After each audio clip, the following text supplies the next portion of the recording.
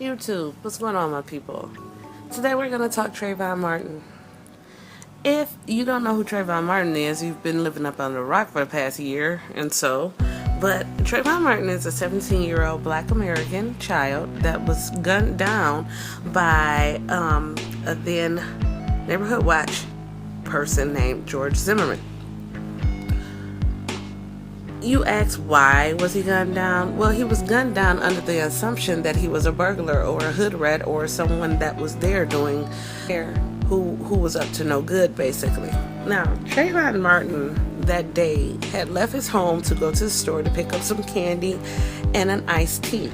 When he was on his way home from the store, he had on a hoodie because it was raining, and George Zimmerman saw him walking about within the condo complex. I'm not sure if they're condos, townhouses, or whatever, but he saw Trayvon Martin walking around the complex, and he said that this guy looked suspicious. So I'm going to call the police. So he calls 911.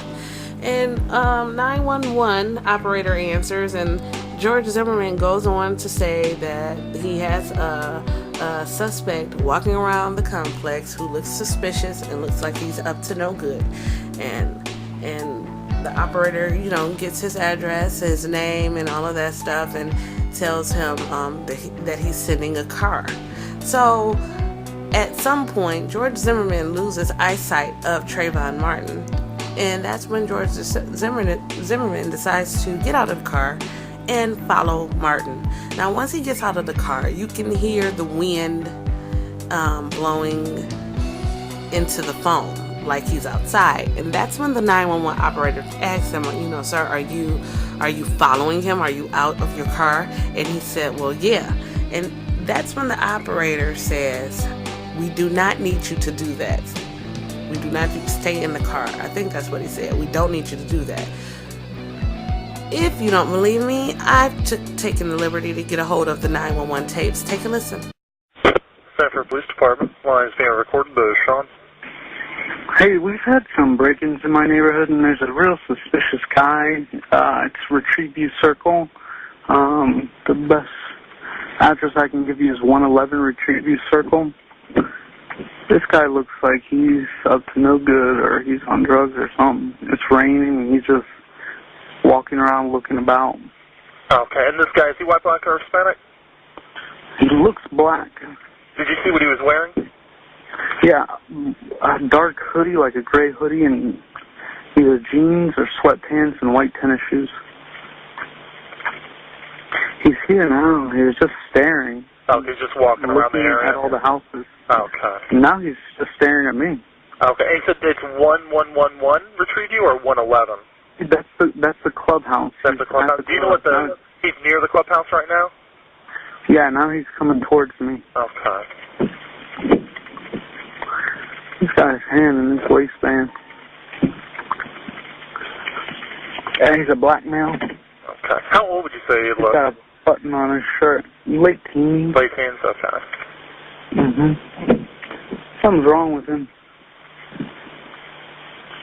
Yeah. He's coming to check me out. He's got something in his hands. I don't know what his deal is. Okay, just let me know if he does anything, okay? Over here. Yeah, we got him on the way. Just let me know if this guy does anything else. Okay. These assholes, they always get away. Yeah. When you come to the clubhouse, you come straight in and make a left. Actually, you would go past the clubhouse. Okay, it says on the left-hand side from the clubhouse? No, you go in straight through the entrance, and then you make a left. Yeah, you go straight in, don't turn and make a left. Shit, he's running. He's running? Which way is he running? Down towards the other entrance of the neighborhood. Okay, which entrance is that he's heading towards? The back entrance. Are you following him? Yeah. Okay, we don't need you to do that. Okay.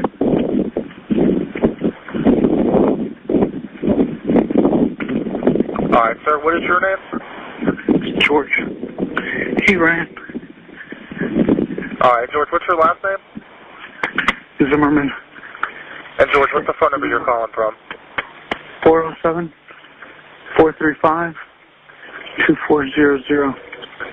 Alright, George, we do have them on the way. Do you want to meet with the officer when they get out there? Yeah. Alright, where are you going to meet with them at? If they come in through the gate, tell them to go straight past the clubhouse and straight past the clubhouse and make a left. And then they go past the mailboxes. Look at my truck. Okay, what address are you parked in front of? I don't know. It's a cut through, so I don't know the address. Okay, do you live in the area? Yeah. What's your apartment number? It's a home. It's 1950. Oh, crap. I don't want to give it out loud. I don't know where this kid is. Okay, do you want to just meet with them right near the mailboxes then? Yeah, that's fine. All right, George, I'll let him know to meet you with you out there, okay? Actually, could you have him call me and I'll tell him where I'm at? Okay, yeah, that's no problem. You need my number or you got it? Yeah, I got it. 407-435-2400? Yeah, you got it. Okay, no problem. I'll let them know to call you when they're in the area. Thanks. You're welcome. Okay, so right there you heard the operator basically say, do not pursue him, stay in your car. You know, you heard the operator tell him to stay in your car. Now, George Zimmerman decides to continue following Trayvon. And this is where the story gets a little sketchy. No one knows what actually happened but Trayvon Martin and George Zimmerman, because being that it was nighttime and it was raining, no one was outside. But there are 911 calls and there are people saying that they heard everything that happened. They just didn't see it. Okay? Now, there's a huge double standard here in America. And the longer this case draws out, it's made more blatantly clear that there is a huge double standard in America. Had George Zimmerman been black and Trayvon Martin been white or anything other than black, George Zimmerman would have been in jail the same night. He would have been put in jail because he took someone's life. Regardless of what reason he had, he would have been in jail if it was a black guy that did this, okay? Here in America, it just seems like if you are black, you are guilty until proven innocent. And if you're not black, you are innocent until proven guilty. If it was a black guy that had done the shooting, he would have been in jail immediately, okay? Immediately. It wouldn't have been, no, I'm going to take your statement and you go home. You would have been in jail.